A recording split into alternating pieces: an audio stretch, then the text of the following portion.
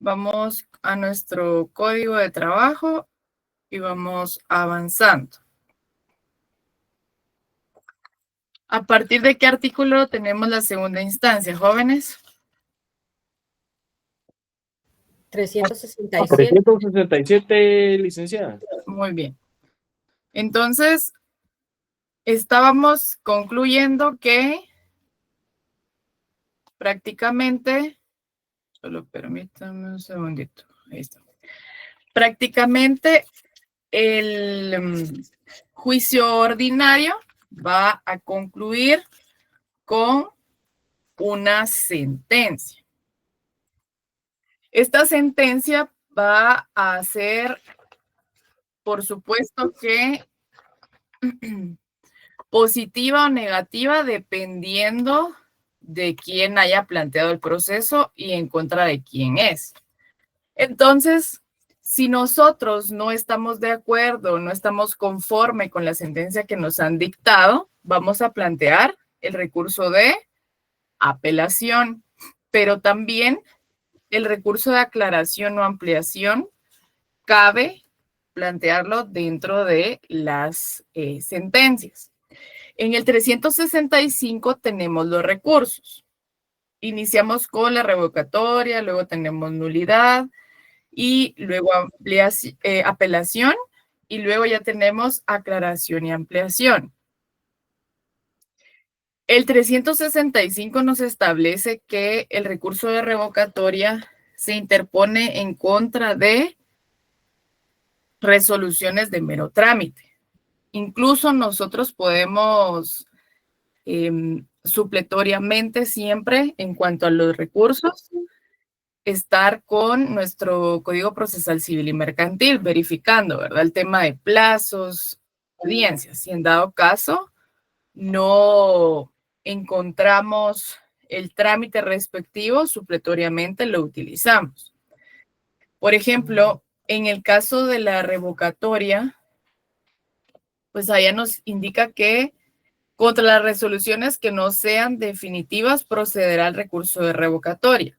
Entonces ahí ustedes van a colocar que la revocatoria es en contra de los decretos, que son resoluciones de mero trámite. Este deberá interponerse en el momento de la resolución si la misma hubiera sido dictada durante una audiencia o diligencia o dentro de 24 horas de notificada una resolución. Entonces, prácticamente, si nosotros estamos en una audiencia, cuando se dictan dentro de la audiencia esas resoluciones son de mero trámite. Allí nosotros vamos a poder plantear revocatoria. Luego, si en dado caso nos van a notificar una resolución, entonces vamos a tener ¿cuánto tiempo para interponerla? 24 horas. Si fuera una audiencia, puede ser dentro de la audiencia o 24 horas. Pero fíjense que aquí hay algo curioso. Luego le indica, cuando esto hubiera sido dictada por un tribunal sin la presencia de las partes. Bueno, luego vamos a tener, podrá interponerse recurso de nulidad contra los actos. Permítame, que se están conectando. Acá nos establece que hay nulidad contra los actos y procedimientos en que se infrinja la ley, cuando no sea procedente el recurso de apelación. El recurso de nulidad se interpondrá dentro de tercer día de conocida la infracción. Entonces, por ejemplo, el tema de los recursos, jóvenes, tenemos que estar bien sabidos de los tipos de resoluciones para poder plantear los recursos. Porque, por ejemplo, si a mí me notifica un decreto y yo lo apelo, ese es rechazado in limine, porque no cabe. Allí, si es un decreto, siempre va a ser una revocatoria.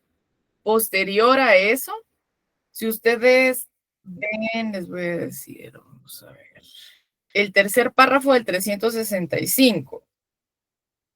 El recurso de nulidad se interpondrá ante el tribunal que haya infringido el procedimiento. El tribunal le dará trámite inmediatamente, mandando ir por 24 horas a la parte y con su contestación o sin ella resolverá dentro de 24 horas siguientes.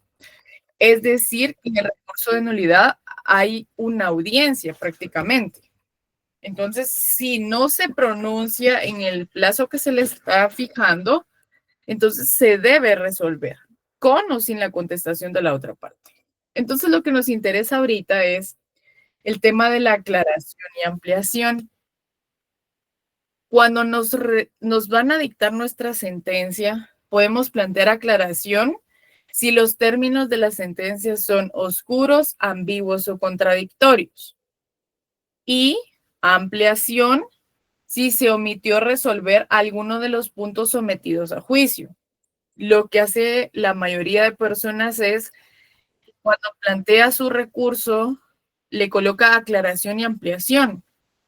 Pero cuando da sus argumentos y usted los lee, pues es más una aclaración que una ampliación. Entonces, en ese sentido, tendríamos que declarar, si fuese procedente, sin lugar la ampliación y con lugar la aclaración. Entonces, sí tenemos que saber cuándo se plantea cada uno, porque no es solo copy-paste. O puedo plantear aclaración o puedo plantear ampliación o los dos, pero son para atacar distintas cuestiones.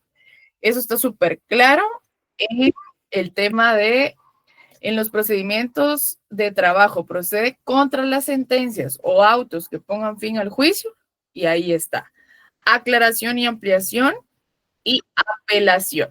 Entonces, la apelación es la que nos va a dar la pauta para iniciar la segunda instancia. La aclaración y ampliación no. La aclaración y ampliación la resuelve el mismo tribunal que dictó la sentencia.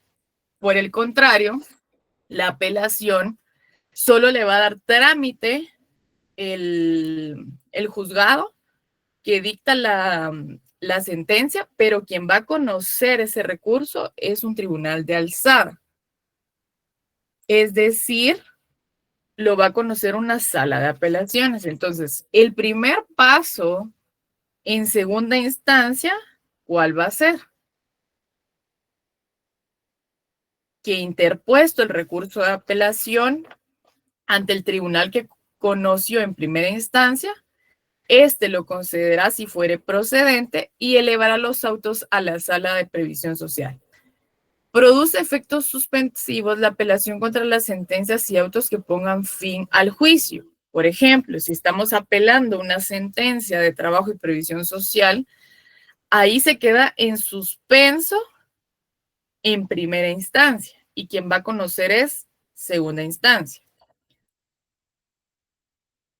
La apelación no produce efectos suspensivos cuando se interpone contra cualesquiera de las otras resoluciones apelables. Cuando la apelación es una de las que no produce efectos suspensivos, el tribunal elevará los autos originales y continuará conociendo con el duplicado.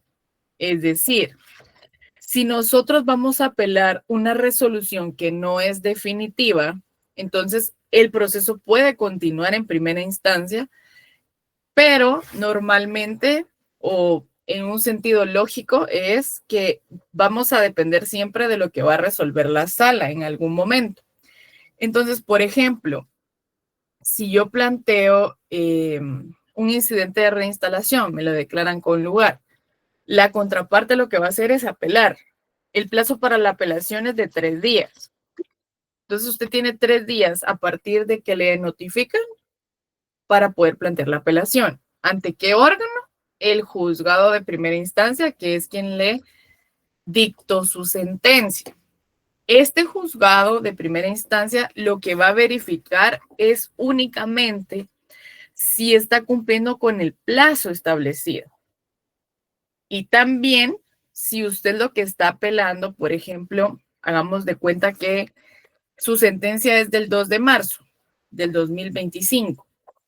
Cuando usted plantea su apelación, le coloca, comparezco a plantear recurso de apelación en contra de la resolución del 30 de enero de 2025. ¿Procede o no procede ese recurso? Sí, no y por qué.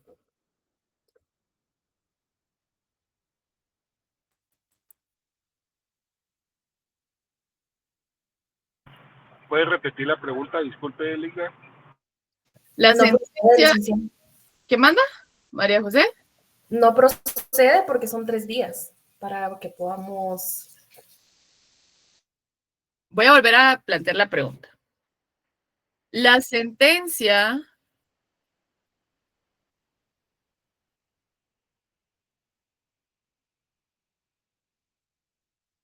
quiero ver esto que me pusieron aquí. La apelación se plantea con la fecha en la que se notificó. ¿Cómo así? Eso me crea duda. Tal vez me lo puede explicar un poquito ahí en el mensaje. Vamos otra vez, jóvenes, prestemos atención. La sentencia es de fecha 2 de marzo del 2025.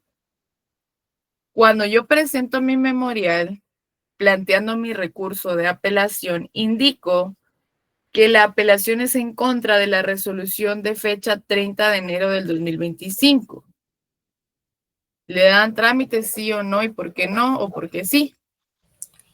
Buenas noches, licenciada. Pienso que no se le daría trámite porque no existe una sentencia de tal fecha, sino es la del 2 de marzo, no la del 30 de enero. Así es. Marco. Además, 2 de marzo es domingo. Es un ejemplo que ahorita se vino a la mente. No es tanto la fecha si es domingo o es sábado, sino que vamos a Ok. qué es lo que planteamos. O sea, sí tiene razón No, usted, no procede. pero ahí, si me notifican una resolución con fecha de domingo, ¿qué voy a plantear? A ver, Marco. ¿Qué planteo? Con fecha de domingo. ¿Ah? ¿Qué plantea usted? Pues no procede porque son 3 días. Primero son 3 días hábiles. ¿Para qué? No son 3 días hábiles para poder pronunciarse o para poder. Se me fue la palabra. Para ir en contra de la resolución. Se me fue la palabra técnica, licenciada. No, Ya pero pasó el tiempo. Ajá, muy bien, Carolina, nulidad. Pero es que no es eso, Marco. No es esa la respuesta. ¿Por qué? Usted me dijo, 2 de marzo es domingo. Perfecto. Pero estamos atacando que la resolución no se pudo haber dictado un domingo. Entonces, ¿qué hay en ese proceso? Un vicio. Entonces me voy a plantear una nulidad. No porque me están notificando domingo, es que ese no era el ejemplo, sino que el ejemplo salió de lo que usted me dijo, que 2 de marzo fue domingo. Entonces yo puedo plantear nulidad, porque domingo en un ordinario no cabe porque no es un amparo, ni es un colectivo, ni son incidencias dentro de un colectivo. Si fuese un amparo, me pueden notificar domingo y pueden resolver domingo, porque todos los días y horas son hábiles, pero en un ordinario no. Entonces ahí vamos a plantear nulidad, no apelación. Porque si apelamos por la fecha, ¿será que eso cabe? No. Lo más que van a hacer es aclarar la fecha y decirle a su memorial que no. Carolina. Sí, buenas noches. Pues la apelación procede en contra de la sentencia, Ajá. pero en el caso de la notificación no, porque como usted bien lo indica, no es un proceso, se me olvidó la palabra y el compañero, La colectivo, notificación sino es, ajá, y en la notificación ajá. es un acto. Y entonces ahí tiene que recibirse en un día hábil. Pero es que aquí no estamos, a ver, no estamos viendo el tema de la notificación en sí, sino estamos ante la fecha en que se resolvió. En cualquiera de las dos, por supuesto que es nulidad, porque hay un vicio, pero los ejemplos son diferentes. Necesito que queden claros, porque no es lo mismo. No es lo mismo atacar una cédula de notificación, o sea, ese acto de notificar, que la fecha en que se emitió esa resolución. No es lo mismo. En las dos procede la nulidad, pero no es lo mismo. Son diferentes situaciones. ¿Sí estamos claros con eso, Marco y Carolina? Sí. Marco. Sí, licenciada. Ok. Sí, licenciada, sí. Vale. En el ejemplo que yo les colocaba a ustedes del 2 del 2 de marzo y el 30 era porque justamente lo que mencionaba Kimberly. Nosotros vamos a atacar la resolución, pero tenemos que colocar bien la fecha. Porque, por ejemplo, puede que exista una resolución dentro del expediente del 30 de enero, pero cuando la va a revisar el oficial se da cuenta que es un decreto. ¿Cabe una apelación en contra de un decreto, Uriel? Sí, licenciada. ¿Cabe la apelación en contra de un decreto? Eh, Ahí sería revocatoria. Pero la respuesta a la pregunta, ¿cuál es? ¿Puedo No, plantear apelación?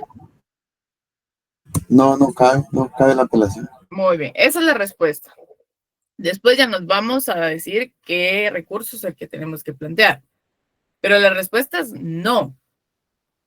Bueno, entonces, regresando al ejemplo, apelamos la sentencia, se suben las actuaciones a la sala y la sala ya empieza a conocer el recurso de apelación. Entonces, primero, lo que va a realizar la sala competente es dictar una resolución de mero trámite, en el sentido de que el 368 le indica que recibidos los autos, la sala por apelación interpuesta dará audiencia por 48 horas a la parte recurrente. ¿Quién es la parte recurrente, Juan Carlos?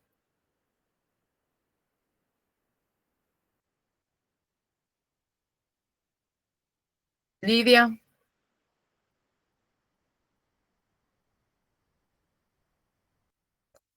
A efecto de que exprese los motivos de su inconformidad. ¿Quién es el recurrente, jóvenes?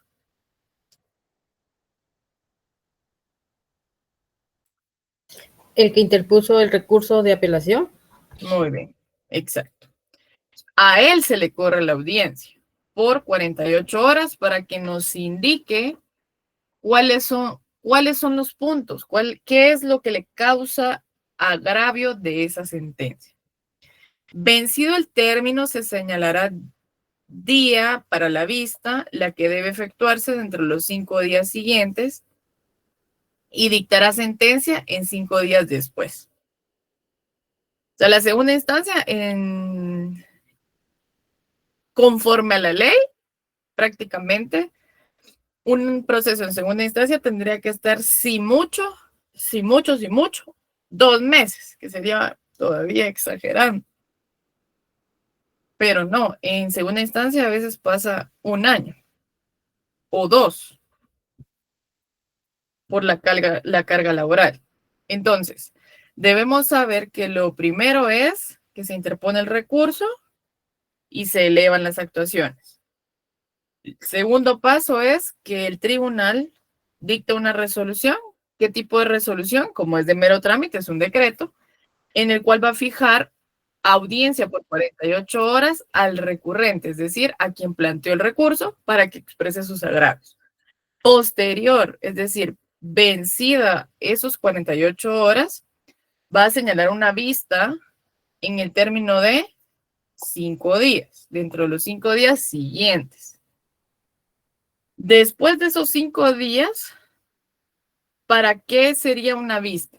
En la vista, el recurrente lo que puede hacer es reiterar sus agravios y la contraparte va a indicar por qué no está de acuerdo en que se haya apelado. Luego de estos memoriales que se van a resolver, se va a dictar una sentencia 5 días después. En el 369 les establece que hay un auto para mejor proveer. Ese auto para mejor proveer, se recuerdan que lo leímos también en primera instancia y es una única vez a solicitud del juzgado, no para nuevas pruebas, sino porque tiene dudas sobre algo. Si dentro del término de 48 horas concedido al recurrente, este pidiere que se practique alguna prueba denegada en primera instancia, en el cual hubiere consignado su protesta, perdón,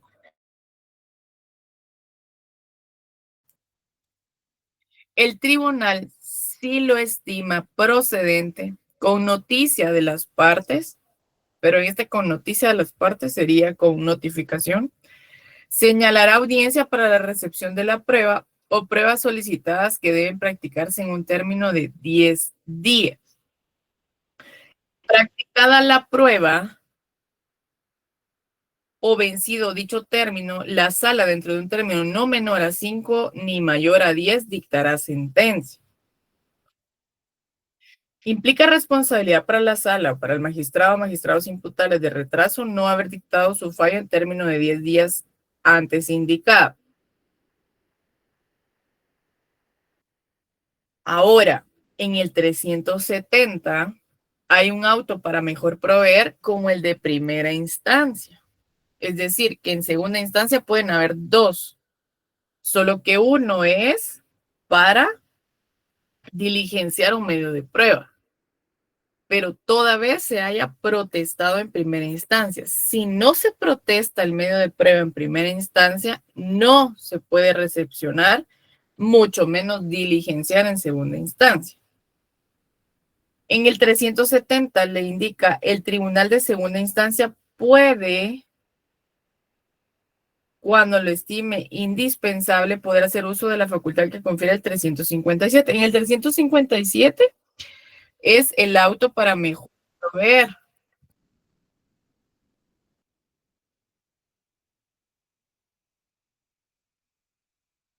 Entonces, veamos. Las partes también en algún momento pueden solicitar un auto para mejor proveer, pero en su mayoría, como ya se los he comentado, quien va a solicitarlo, quien no va, prácticamente quien diligencia es el tribunal, ¿verdad? Casi en su mayoría podría atreverme a decir que en segunda instancia son muy pocos esas audiencias de recepción de pruebas, porque se han protestado. No es que no existan, pero son muy pocos. Porque la mayoría en segunda instancia pretende presentar nuevos medios de prueba. Eso es ilegal. Eso no se puede. Incluso en algún momento yo tenía el trámite de un expediente en el cual protestaron la confesión judicial y lo que solicitaba la parte es que se les concediera una audiencia para la confesión judicial, a lo cual se les indicó que no. Pese a que estaba protestada, no era un medio de prueba que iba a servir para poder dictar sentencia. Entonces se rechazó. Pero eso es prácticamente ya cuando conoce todo el expediente y usted se da cuenta que no va a cambiar el sentido del que tiene. Ahora, en el 372 le indica, la sentencia de segunda instancia debe confirmar, revocar, enmendar o modificar parcial o totalmente la sentencia de primera instancia. Esto, jóvenes, lo tenemos que saber de memoria, porque la segunda instancia va a poder confirmar, es decir, va a estar de acuerdo con la primera instancia. Revocar le va a cambiar el sentido, es decir, revoca, hagamos de cuenta que a usted le declararon con lugar su sentencia en primera instancia y cuando va a segunda instancia declaran con lugar la apelación y revocan la sentencia en primer grado. Entonces prácticamente al revocarla es declararle sin lugar su sentencia. Cuando decimos enmendar es porque tenemos que retrotraer el expediente a alguna fase del proceso y modificar, por ejemplo, que el juez de primera instancia haya declarado con lugar su sentencia, pero cuando ya está en segunda instancia, lo conoce el tribunal y al revisar se percatan que no debieron haber declarado con lugar allá en la primera instancia, sino que su sentencia debió haberse declarado parcialmente con lugar. Entonces, ese parcialmente con lugar nos va a modificar todo el sentido de su demanda. Ahora, parcial o totalmente, puede modificar solo una parte de la sentencia o toda la sentencia. Eso de memoria. Luego, el 373 le indica, contra las sentencias de segunda instancia no caben más recursos que aclaración y ampliación. No vamos a plantear apelación porque no hay una tercera instancia, eso es prohibido. Y en laboral no hay casación. Entonces, si yo planteo aclaración y ampliación y me la declaran sin lugar, ¿qué me queda? ¿Qué me queda hacer? Hagamos de cuenta que usted le dice a su cliente, en primera instancia, nos declararon con lugar la sentencia. Perfecto. El señor feliz. A los 2 días apelar. Muy bien, se va a la sala. En la sala nos fijan las 48 horas. ¿Quién la va a evacuar? ¿Quién es esa 48 horas en este ejemplo? ¿El patrono o yo? Yo soy trabajador. Estoy asesorando al trabajador. ¿Quién la va a evacuar? El patrono. Muy bien. Después de eso nos fija una vista. El día de la vista, ¿quién la evacúa?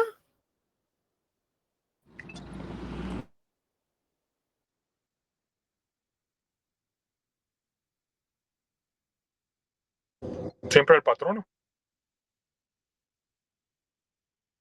Ok. En la vista es prácticamente el espacio que va a tener la contraparte para contradecir lo de las 48 horas. Entonces, Gustavo, parcialmente buena su respuesta, porque efectivamente, pues lo hace el patrono, si fue quien planteó la apelación, quien evacuó sus 48 horas, ratifica esos agravios, pero también es la contraparte, en este caso sería el trabajador.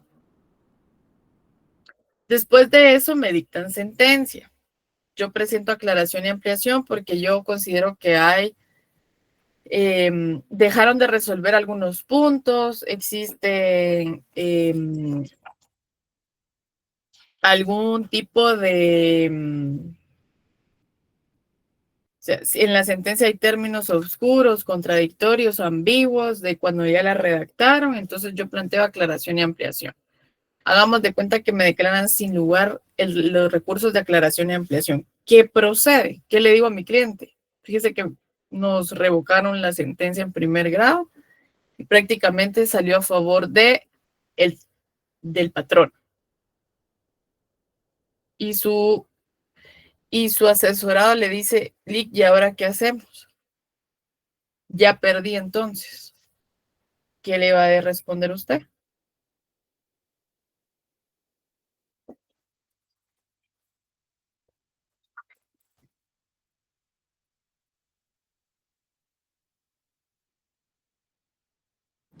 Que no lita, ¿Que no qué? que no está perdido el caso. ¿Por qué no?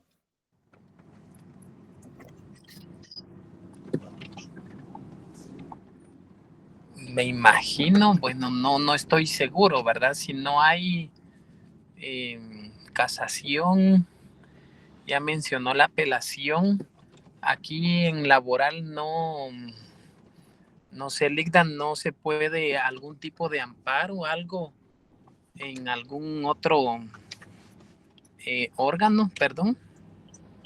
Bueno, y el amparo, para quienes respondieron el amparo, ¿ante quién presento el amparo? ¿Ante quién va a conocer ese amparo?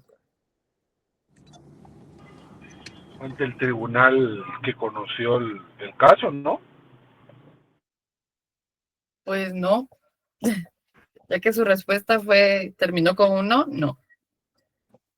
ante la CC. Ante la corte. ¿Qué corte? Constitucionalidad. No, Es la Corte de La Apelación. Corte Suprema de Justicia, la sección de amparos. es la Corte Suprema de Justicia. Ujú, muy bien, la CC no. La CC no conoce, no tiene esa competencia en este caso. Los amparos que planteemos en contra de, en este caso, de las salas de apelaciones, lo conoce la Corte Suprema de Justicia. Entonces, eso tienen que revisar su ley de amparo porque ahí nos indica ante quién se presenta. En este caso, es ante la Corte Suprema de Justicia. Entonces, viene la Corte y le da trámite al amparo y solicita los antecedentes a la sala para poder resolver dicho amparo. Entonces, ¿hasta ahí tienen alguna duda? Esa es la segunda instancia. Es cortita, pero sí tiene incidencias que tenemos que saber. Por ejemplo, el plazo de las 48, la primera audiencia para expresión de agravios, que son 48 horas, luego tenemos la vista, sentencia, podemos tener una audiencia para recepción de pruebas, toda vez se hayan protestado en segunda instancia, tenemos un auto para mejor proveer, si el tribunal tiene alguna duda o algo no está muy claro. Y para Linda, perdone la pregunta. Ajá. Yo me conecté unos minutitos tarde y voy manejando. ¿De qué artículo a qué artículo abarca esta parte? Perdone, licenciado. Estamos a partir del 365 porque ahí están los recursos. Al 373, ¿no? Y allí, luego de ese 365, tenemos que estar en el 373. Así es. Ah, ok. Muchas gracias, licenciada. Muy bien. Hagamos de cuenta que ya se dictó la sentencia, es favorable para mí, la otra parte no presenta aclaración ni ampliación. Entonces, la sala lo que debe hacer es remitir nuevamente, o sea, remite los antecedentes, le devuelve los antecedentes al juzgado y le envía una certificación a primera instancia de su sentencia.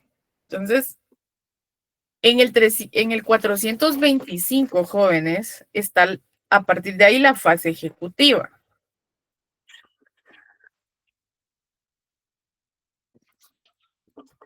Ya nos ubicamos en el 425.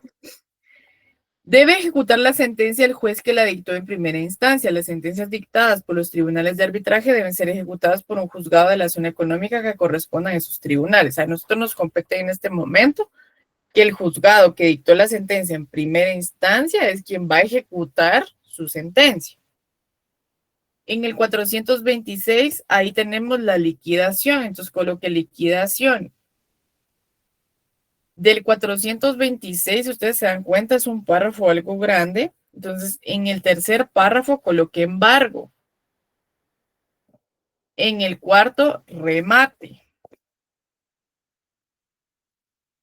Y en el séptimo, escrituración. La fase ejecutiva prácticamente se divide en liquidación, embargo, remate y escrituración. La fase ejecutiva va a terminar con una escrituración cuando existe un embargo de un bien inmueble, o mueble en este caso. Pero si cuando yo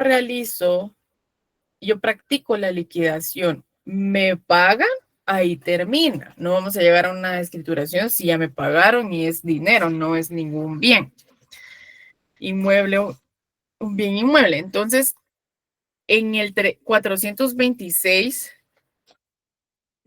donde ustedes colocaron liquidación, embargo, remate, esos tres se realizan prácticamente, el plazo es 3 días. El único que va a cambiar es la escrituración porque ahí el plazo es no mayor a 5 días.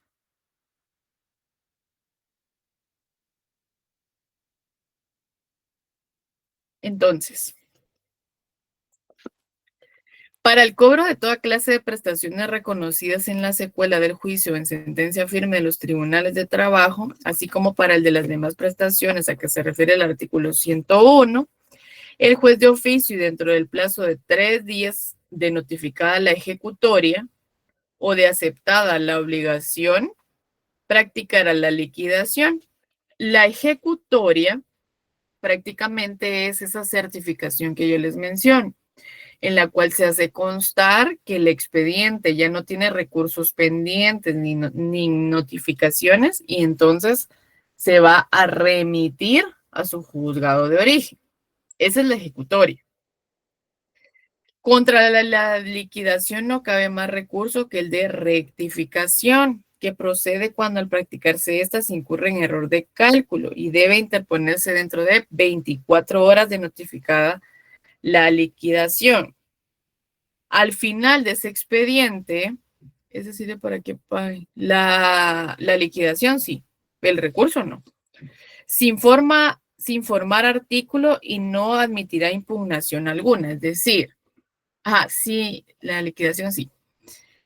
En el segundo párrafo donde les indica sin formar artículo y no admitirá no admitirá impugnación alguna, significa que no se va a dar audiencia a la otra parte. ¿Cómo funciona la liquidación? Regresa el expediente al juzgado que dictó la sentencia y éste debe realizar un auto, en este caso, porque la liquidación es un auto, en el cual le da por recibido a esa ejecutoria de la sala y procede a dictar el auto de liquidación. El auto de liquidación no es nada más que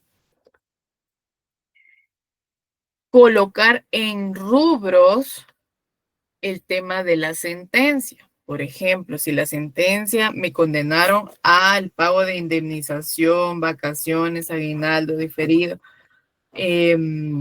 algún bono extra, bono incentivo, entonces todo eso ya se va a plasmar, pero con números en el auto de liquidación. Por ejemplo, si fueran 4 años que usted trabajó, se realiza y se coloca de indemnización. Sí, ¿acaso yo lo De vacaciones son 40,000 que se le deben. De bono 14, tanto. Entonces después eso se suma y se coloca el total. Si en dado caso cuando me notifican ese auto de liquidación, yo me percato, hago mi suma, hago mis multiplicaciones y me percato que no está correcto, entonces hay un error en el cálculo, planteo rectificación. Y ese solo va a ser para que vuelvan a revisar los montos. Por ejemplo, hay personas que plantean rectificación por 1 centavo. Pero es un error de cálculo. 1 centavo es un error de cálculo. Entonces le dan trámite y corrigen en este caso, pues el monto de la cantidad que usted está interponiendo su rectificación. Cuando le notifican la resolución en la cual le indican no procedió porque no hay error de cálculo o sí,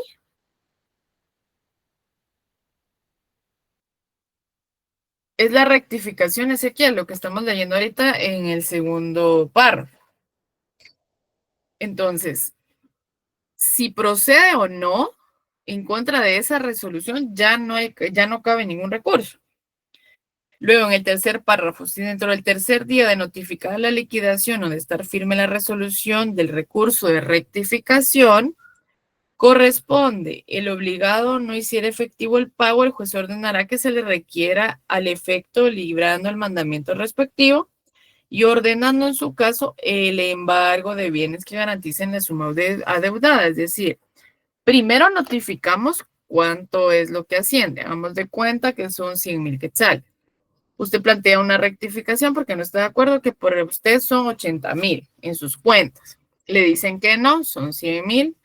Al tercer día, es decir, cuando ya está firme esa resolución que resuelve el recurso de rectificación, Entonces, al tercer día me van a requerir de pago esa cantidad. Si yo no pago, entonces me pueden embargar cuentas, bienes muebles, bienes inmuebles. Entonces, ahí en el ese del tercer día, por eso están los embargos.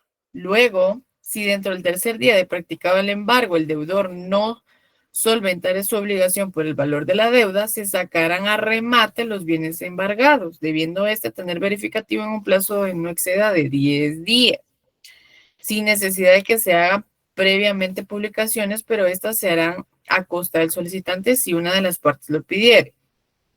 En el acta de remate, el juez declarará fincado este en el mejor postor o en el ejecutante, según sea el caso, sin que dicho remate pueda abrirse ni sea necesario posterior aprobación. Si los bienes rematados fueran muebles, salvo el caso indicado en el párrafo siguiente, el juez ordenará al depositario o a quien los posea su inmediata entrega a quien corresponde. En caso de desobediencia, se ordenará el secuestro judicial, sin perjuicio de las demás responsabilidades en que se incurra. El siguiente párrafo donde está la escrituración.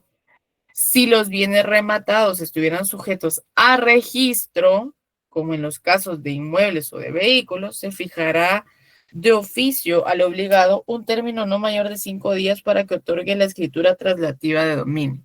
Es decir, si son bienes muebles, pero que no son, son bienes muebles, que es en ese momento donde podemos nosotros pagarle, porque incluso podríamos decir que cuando se está haciendo el remate, usted llega con todo el dinero, ya no rematan ni su casa, ni su empresa, ni nada, sino que usted paga su deuda.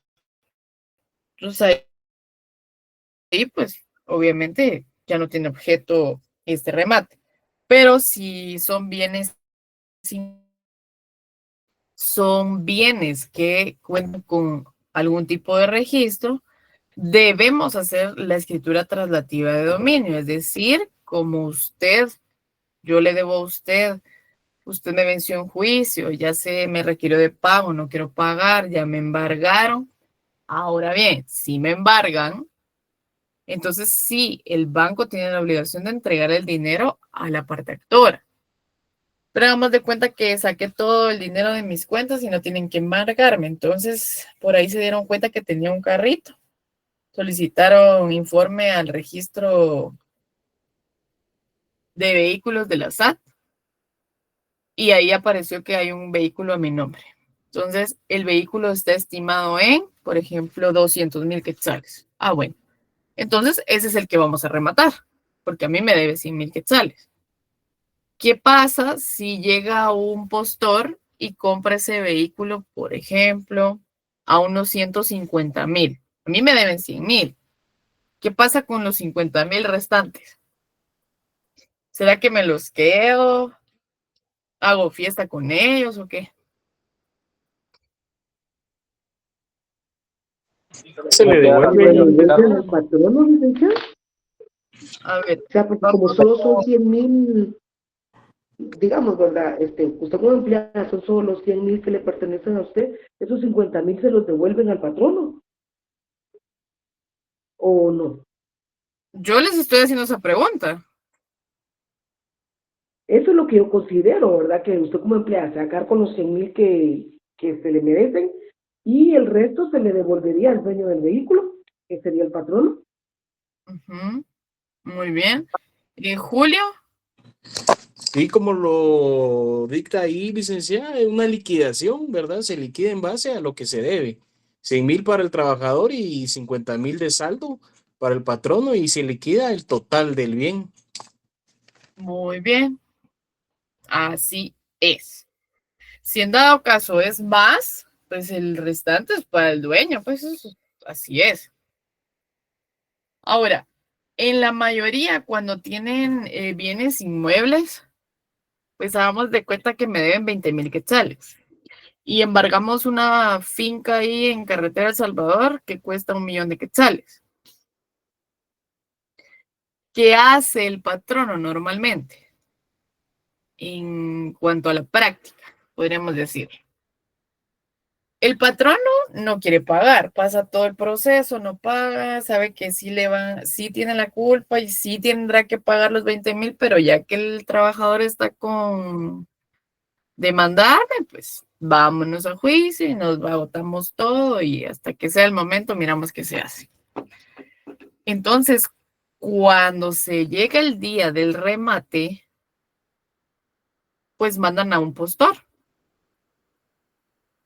Y lo que hace es que compra el bien, en su mayoría, por lo que le deben a la persona. Entonces, cuando dan el dinero, se lo dan a la otra parte y el bien nunca se remató. Porque realmente es una persona que yo mandé. Pues hagamos de cuenta que me manda a mi primo o a un mi amigo. Y le digo, mira, ofrece 20,000 por eso, o 21,000 quetzales. Y todavía me van a dar 1,000 de mi mismo dinero, pero como es lo que yo quiero que pase. Porque normalmente lo que hacen es que como no llegan postores, se le finca el bien al trabajador. Porque no hay nadie más. Porque no hay publicaciones, solo si los pidieran, pero de lo contrario, legalmente está. Entonces la mayoría en la práctica hace eso. Contratan a su amigo, a alguien de la familia, que llegue y empiece ahí a pujar por el bien hasta que lleguen a la cantidad. Julio. Lick, entonces, este postor no lo designa el juez o el tribunal, sino la misma parte.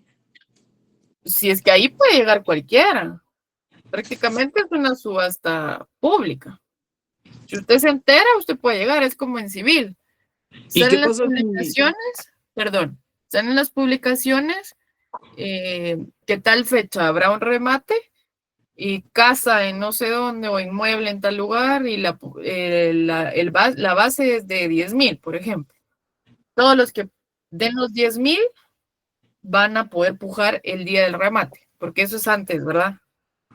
Entonces llega usted ese día y usted dice, yo voy a gastar 50,000, es lo que tengo. Y empiezan a pujar.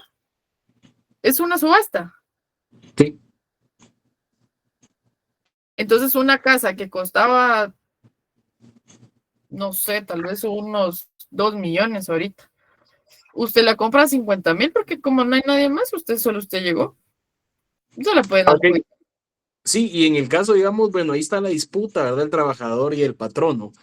Entonces, bueno, yo sé que me debe 50,000 quetzales, ¿verdad? Pero yo sé que ese bien vale 500,000 y yo me pongo pilas y le doy 100,000 quetzales al tribunal y lo compro, le gano el bien y me quedo con un bien de 500,000 y me debía 50,000. ¿Puedo hacer eso? Yo mismo, no, o solamente el postor que designe el... Lo que pasa es que le van a adjudicar el bien, pero si el bien vale más, no le van a dar todo, pues. Tiene que devolver. Pero como la gente no tiene dinero, ¿cómo vamos a devolver si no tengo dinero? ¿Y yo no puedo poner un postor o solamente la otra parte puede ponerlo? No, usted también pues puede hacerlo, pero normalmente las personas no llegan hasta ese alcance. Ah, ok. Ajá. Okay. Pero no es como que usted diga, ay, me debe 20 y me quedo con uno de 1,000,000. Pues no es así, porque a usted solo le deben 20,000. Entonces, eso es una medida de presión. Porque fíjense ustedes que yo presencié, la eran hace tal vez unos 8 años, tal vez, presencié una en la que no llegó nadie, prácticamente solo se esperaron como 5 minutos, no llegó nadie. Bueno, entonces el juez abre la audiencia e indica, bueno, se le adjudica el bien a la señora tal, en virtud que no tenemos ningún postor, y ya. Y el bien costaba 300,000, si mal no estoy, a él le debían 57,000. Entonces lo que hicieron después de eso es que empezaron a pedir esto de la escrituración y la señora ya no tenía dinero porque quien la estaba asesorando era del Ministerio de Trabajo y como eso sí se paga, ¿verdad, jóvenes? Entonces ahí de dónde, la señora. Entonces creo que al final ahí sí hubo un tema complicado porque las personas después le ofrecieron creo que como 20,000 quetzales, la señora pues, lo recibió porque ese bien de aquí a que se lo dieran iba a pasar saber cuántos años, tal vez hasta ahorita se lo hubieran dado, porque ustedes saben que de todo se puede hacer. Entonces, en el deber ser no es así, no debería de ser así, pues, sino que se remata, se vende, se le da el excedente y se queda usted. Pero en su mayoría, por eso les comento, hay empleadores que le pagan a alguien y para que les adjudiquen el bien a ellos, o sea, se los queden ellos y después se le va a pagar a la persona, pues, pero es como un poco más psicológico, siento yo, a la larga. Pero la ley no lo permite, ¿verdad? Entonces, es legalmente utilizado. Ok, gracias, Lick. Muy bien. Entonces, jóvenes, prácticamente ahí termina el proceso ordinario laboral. Cuando a usted le pagan, cuando usted pues rematan un bien y se lo adjudican, porque si no se lo escrituran, ese bien, aunque se lo hayan adjudicado, no es suyo. Es como que yo le diga a Uriel, le adjudico una casa a nombre de la entidad don Arturo. Y si don Arturo nunca le da la escritura traslativa de dominio, sigue siendo don Arturo. Pero en algunas ocasiones los jueces le fijan un plazo a las entidades para realizar esa parte de la escritura traslativa de dominio. Pero imagínense, jóvenes, para llegar a eso, ¿cuánto tiempo ha pasado? Las personas a veces se mueren y ya ni siquiera ven nada de eso, porque es muy lento. Entonces, cuando es un embargo de alguna cuenta, pues entonces, si me deben 50,000 y le embargan 100,000, me van a dar 50,000. Entonces solicito que se le informa al trabajador que existe un embargo en el banco tal y que se debe presentar para ir a recoger su oficio, porque entonces lleva el oficio indicando que con su DPI que él es la persona a la cual le deben de entregar ese dinero que está embargado. Cuando le pagan, pues ahí termina. Cuando nosotros decimos termina el expediente, debiéramos de presentar un desistimiento. Cuando a mí me pagan, la garantía, por ponerle un nombre, que realmente no es una garantía, sino es más bien el compromiso y responsabilidad que tenemos de que si iniciamos un proceso en contra de alguien y este alguien pues me paga, yo desisto del expediente porque ya no hay cavidad, o sea, ya no, el objeto del expediente ya no hay, porque ya me pagaron. Entonces presento el desistimiento. Entonces, hasta ahí tendríamos ya finalizado nuestro proceso. Entonces, por eso son importantes saber las fases, porque incluso en las conciliaciones tenemos judicial, extrajudicial. La judicial es la que vamos a hacer dentro de nuestro proceso. Extrajudicial es cuando, por ejemplo, yo llamo al quien me demandó y le digo, mire, ¿se recuerda cuando lo despedí? Yo le dije que le iba a pagar, pues lastimosamente no tenía el dinero, usted inició el proceso, pero yo ahorita ya cuento con liquidez, entonces puede acercarse a la oficina, yo le voy a pagar lo que le debo.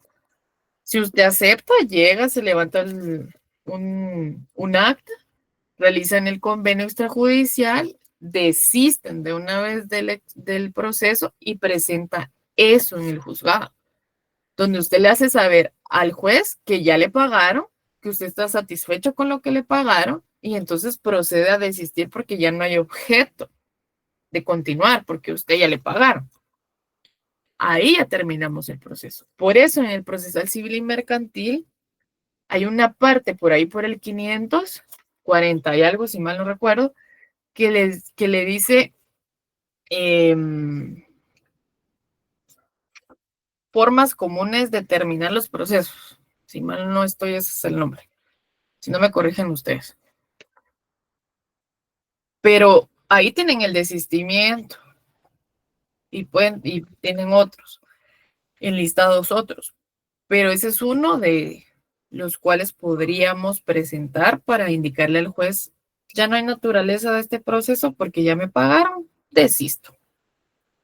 Ahora, hay personas, como yo les cuento a ustedes la práctica, porque la teoría pues no la podemos aprender, pero en la práctica, que hay entidades donde le dicen, no le pago hasta que presente el desistimiento. Incluso yo tuve un caso así, en el que me decían, no, Linda, es que si no desiste no le podemos pagar. Nuestra pauta para pagarle es que nos traiga el desistimiento. Y la persona, como ve el dinero, porque la gente es bien astuta, ¿verdad? Le sacan casi que la maleta con dinero. Entonces, ahí eran 2 abogados, y un hombre y una mujer. Y yo le dije, miren, no puedo desistir hasta que ustedes paguen. Prácticamente, entonces hagámoslo en el juzgado. Es como dando, pajarito volando, ¿verdad? Burdamente hablando. Se lleva el desistimiento firmado, usted le está entregando el dinero y yo estoy entregando el memorial. De lo contrario, no. Porque ¿cómo va a desistir usted diciendo, ya me pagaron, ya estoy satisfecho con lo que me han dado, y no tiene nada?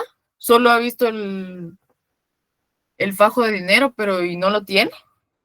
Y después imagínese que sale corriendo el señor y ya no lo alcanza.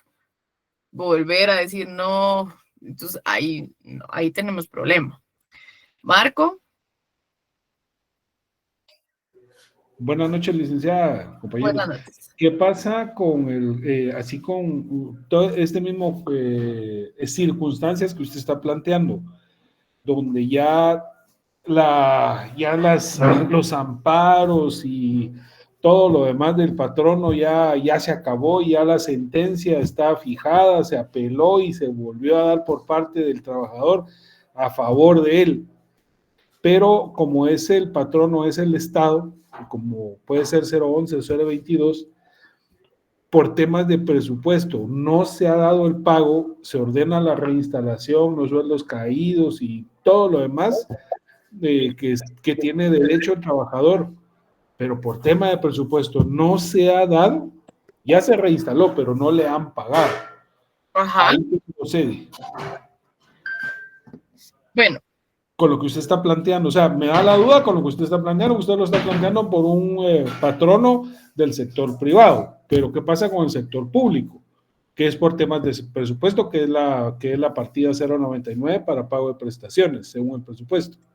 Pues lo que procede es solicitarle al juez que le fije un plazo para que le pague. Eso sería uno. Pero eso es después del amparo, porque el Estado se claro, va. ya se cerró, o sea, sí o sí le tiene que pagar. Entonces, el juzgado lo que hace es solicita informes. Que la entidad o que el ministerio o el Estado informe en qué fase o cuáles son los trámites administrativos que está realizando para el pago del señor Marco Antonio. En un plazo de 10 días. Entonces viene el Estado o la entidad nominadora y va a rendirle un informe, le va a enseñar al juez. Sí, así es, Ingrid. Le va a decir al juez, por ejemplo, usted es la entidad. Señor juez, he sido notificado de la resolución en la cual me fijan un plazo por el cual informar. Del informe puedo establecer lo siguiente. Número 1. Esta entidad solicitó que se creara la partida presupuestaria para el señor tal y tal. Dicha partida corresponde al número, colocan el número, ya está creada. Segundo, se solicitó que se incluyera dentro de la partida presupuestaria de este año. Como usted comprenderá, en este año, pues el año no ha concluido, no, el año fiscal tampoco, y así es como va a rendir el informe. Se estima que se le llegue a pagar en tal fecha, pero a usted le urge su dinero. vuelve a decirle al juez que se le fije un plazo para que le pague o que se le certifique lo conducente. Y vuelven a decir lo mismo. Y así se va hasta que llega la fecha, porque ellos así trabajan. No es que usted diga, hoy me requieren, mañana me pagan, crean la partida y ya mañana me están pagando. Incluso lo pueden incluir en la partida presupuestaria de este año y pagarle hasta el otro año. Sí, esa era mi duda, eso es por caso personal, por eso era mi duda. Pero sí procede así, o sea, usted tendría que solicitarle al juez que éste gire sus instrucciones a donde corresponda, a efecto, informe cuál es el trámite administrativo o en qué fase está el tema del pago del señor tal y tal. Y le fijan un plazo. En algunos les dan hasta 20 o 30 días, porque como recuerden ustedes que hay entidades del Estado que no, ellos no son quienes realizan esos trámites, sino que ellos solo cursan a otras dependencias. Entonces tengo que solicitarle a la dependencia que me informe, que esta dependencia le informe a la otra, que le informe el de recursos humanos, que informe el de financiero. Y todo eso, hago un resumen o acompaño todas las hojitas y le informo al juez. Ok, y ahora con lo que mencionó, ya que me están reinstalando y yo me quedo trabajando ahí, obviamente me van a dar pues un sueldo, lo que me gane al mes. ¿Verdad? Ok. Eso es aparte. Sí, pero si yo digo que no, renuncio y siguen sin pagarme, ese tiempo que siguen sin pagarme, ¿siguen siendo sueldos caídos o ya no? No, porque usted renunció. Ah, ok. Pero si sigo trabajando y me pagan mi sueldo correspondiente por reinstalación, esos meses tampoco, que no me están pagando, pues tampoco son sueldos caídos. No. Es que esos sueldos caídos son hasta que se haga efectiva la reinstalación. Si usted lo reinstalan hoy, hasta hoy, es el plazo. Hasta ese día se va a computar los sueldos caídos. Muy bien. Pero a partir de mañana, por decirlo así, ahí hay una relación laboral que inicia. A fin de mes se tiene que pagar su salario. Pero el trámite que se lleve, el tiempo que se lleve para pagarle los salarios dejados de percibir, eso es otro trámite administrativo, eso es aparte. Ok. Mes a mes le van a pagar su salario. Uriel. Gracias. Perdone, con lo que mencionó del desistimiento en el artículo 581, habla de un desistimiento total o parcial, ¿a qué se refiere? Ah, sí. Puede ser total o parcial, es decir, yo puedo desistir de una parte del proceso. Por ejemplo, un desistimiento parcial sería que me hayan pagado la indemnización, por ejemplo. O me pagaron las vacaciones, pero me deben las demás prestaciones. Entonces no puedo desistir de todo el proceso porque todavía hay ciertas pretensiones que no me han sido pagadas. Entonces yo presento un desistimiento parcial porque ya de lo que me pagaron ya no va a continuar el proceso. Va a continuar de todo lo que tengo pendiente. Por eso las personas en su mayoría no presentan un desistimiento parcial, sino hasta que terminan de pagar todo, ya presentan el total, porque total significa que ya está todo pagado, ya no me deben nada, entonces no hay objeto. Pero eso es un parcial o un total.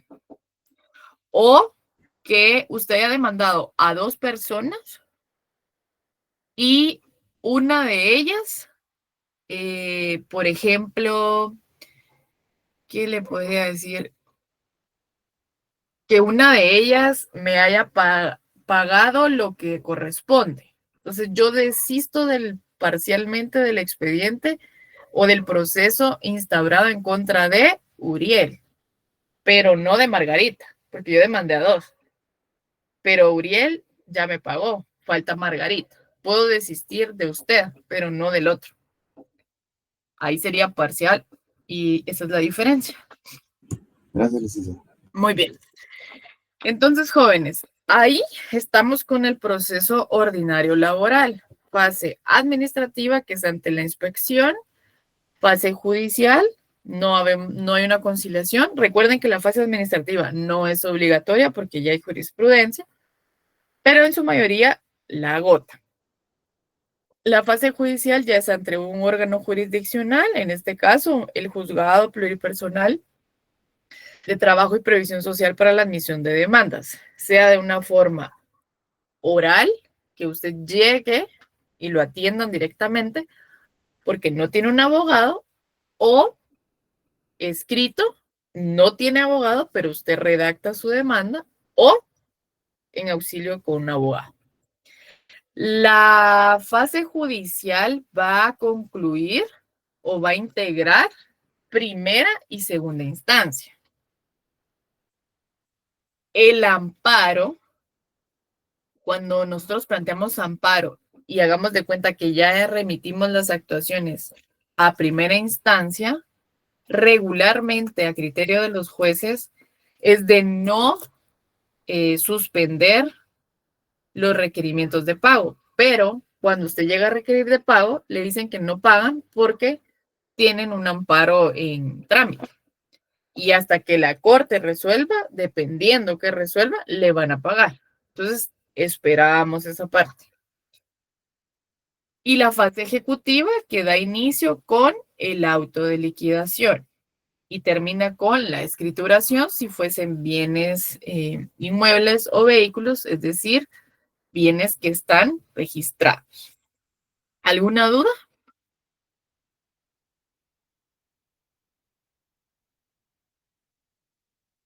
De una parte, como una línea, tienen que saber los recursos. ¿En contra de qué resoluciones? Si tiene duda cuáles son las resoluciones, va a su ley del organismo judicial. ¿Cuáles son las resoluciones? ¿Qué es lo que resuelve cada una o a qué hace mención? ¿Cuál es su sentido? ¿Qué es lo que hace? Y tenemos que saber que cuando se dicta una sentencia en segunda instancia, esta puede confirmar, revocar, enmendar o modificar la sentencia en primer grado de forma parcial o total. Entonces, hasta ahí daríamos por concluido el juicio ordinario laboral, con todas sus incidencias, con todas sus etapas prácticamente.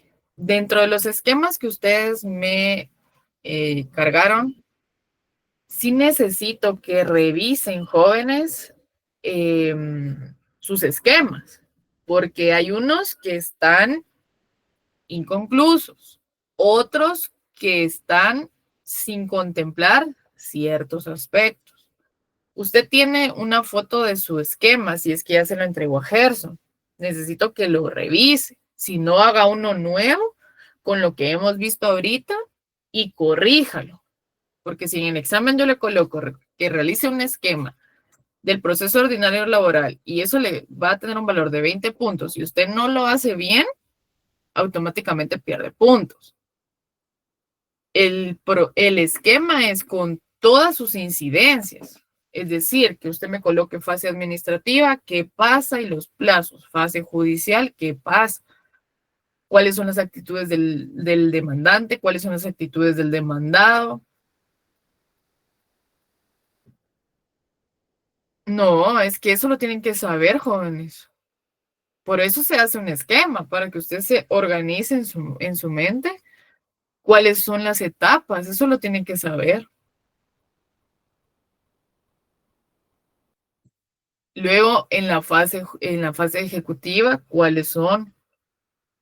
Y si fuera a grosso modo, de igual forma tiene que saber en qué plazo se notifica la primera resolución, en qué plazo nos fijan la audiencia, cuándo se da una segunda audiencia, una tercera audiencia, el tema de los 8 a los 15 días, cuándo procede una tercera audiencia y por qué,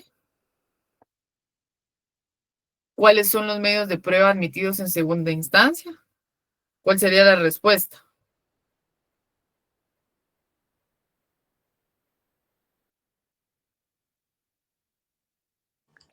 Aclaración y ampliación. No, medios de prueba. Perdón, licencia. Ajá. Eso sí caben en la segunda instancia, en la sentencia, pero en los medios de prueba, solo los que estén protestados. Vamos a ver. Ah, sí. Gracias por lo de la plica. Jóvenes, la plica es el sobre que contiene el pliego de posiciones. Plica es el sobre. Posiciones son las preguntas. Porque en algunos me colocaron en la hoja en blanco donde estaban enumeradas sus preguntas, plica. Y esa no es la plica. La plica es el sobre, donde nosotros incorporamos esa hoja, donde colocamos pliego de posiciones, queda de absolver el señor tal, y colocamos número 1, diga el absolvente, y así es como deben formular las preguntas. Por eso yo les dije, vean su procesal civil y mercantil. Diga el absolvente si es cierto que usted cancelaba cada fin de mes el salario del señor tal y tal. Diga el absolvente si reconoce que el señor tal y tal tenía una relación de trabajo con su representada. Diga el absolvente, o sea, aunque se escucha repetitivo, pero así es como se redacta, con signos de interrogación, con tildes. Así es como se redacta. Gracias por recordarme, jóvenes, lo de la plica.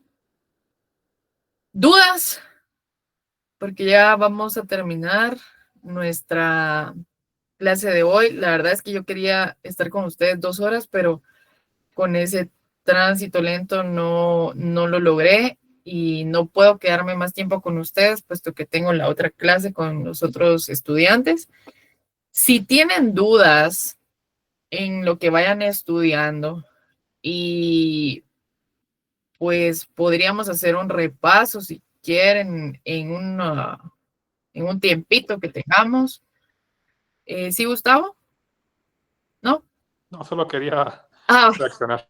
Podemos hacer un repaso así, pues intensivo, así de 1 hora, preguntas, pero ustedes tienen que responderme porque si no, no funciona el repaso.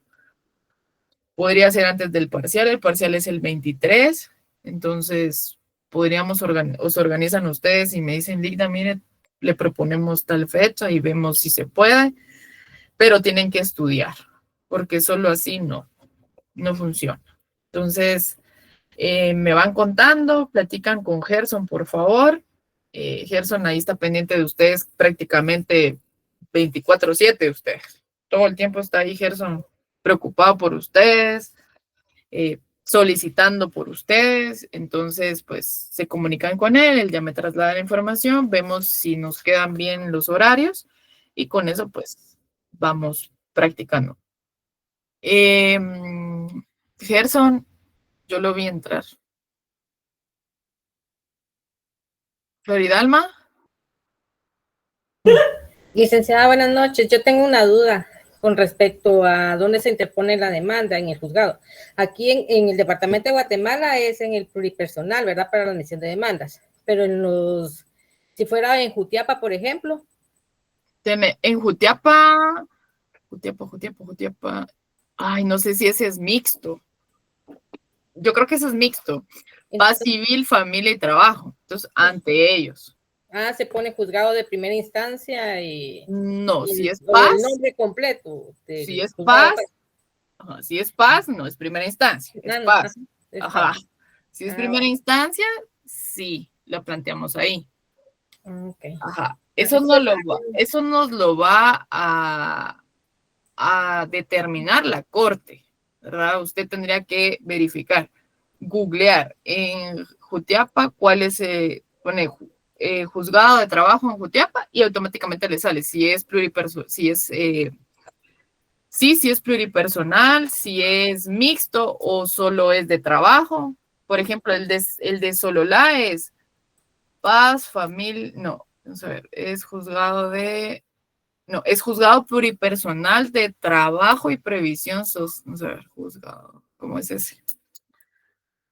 Sí, juzgado pluripersonal de primera instancia de trabajo y previsión social y familia del departamento de Sololá. O sea, eso lo tendría que googlear, pero usted de primera mano tiene que saber si es en Guatemala, se plantea en zona 10 en ese juzgado. Si es en departamento, ya nos corresponde pues identificar en dónde lo vamos a plantear.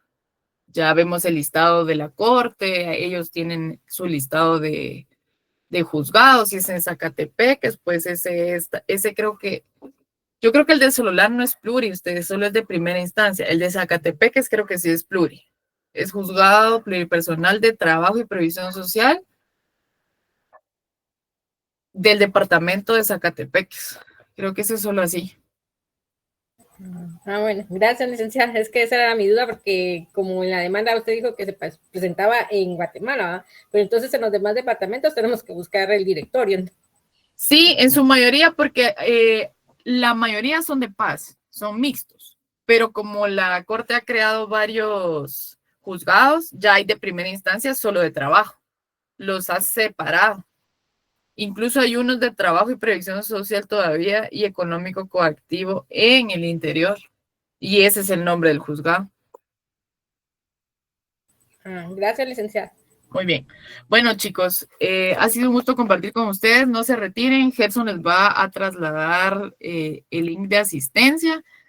Lo llenan y pues salen de la llamada. Yo voy a salir de la llamada, pero ustedes se quedan ahí llenando su asistencia y cuando ya yo vea que ya salieron todos, o por favor solo denle clic a la asistencia y salen, porque yo creo que si ingreso al otro Meet me va a eliminar este.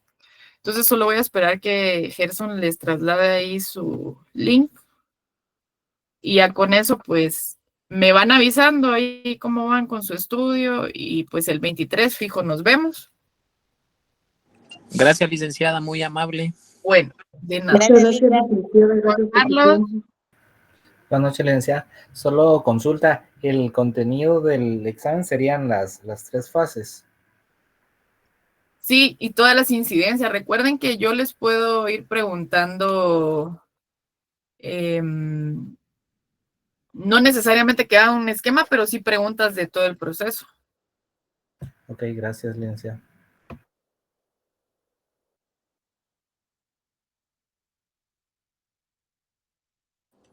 Licenciada, nos va a tocar redactar una demanda completa. Ahorita no. No creo. Tengo mis dudas. Tengo mis dudas de eso. No creo.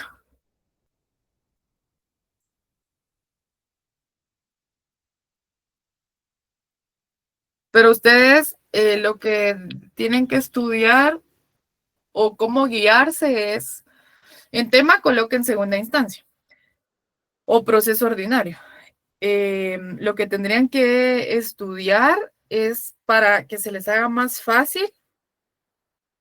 El esquema considero que es más fácil para ustedes o no sé cómo estudian ustedes, pero un esquema en el cual coloquen las incidencias, ¿verdad? Y ya con eso, pues, van trabajando. Entonces, ¿ya ingresaron al link, jóvenes? Muy bien. Entonces, nos vemos el 23, salvo que ustedes ahí, pues, consideren necesario un repasito y nos ponemos ahí de acuerdo. Que pasen una feliz noche y que estudien, tengan una